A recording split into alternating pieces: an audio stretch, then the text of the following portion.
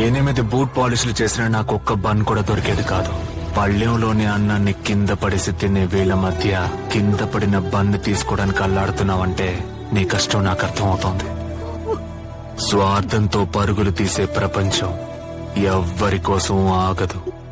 మనమే దాన్ని ఆపాలి. వేరే వాళ్ళ గురించి ఆలోచించొద్దు. వాళ్ళెవ్వరూ నీకన్నా గొప్పోళ్ళు కాదు. ప్రపంచంలో తల్లిని మించిన యోధులు ఎవ్వరూ లేరు.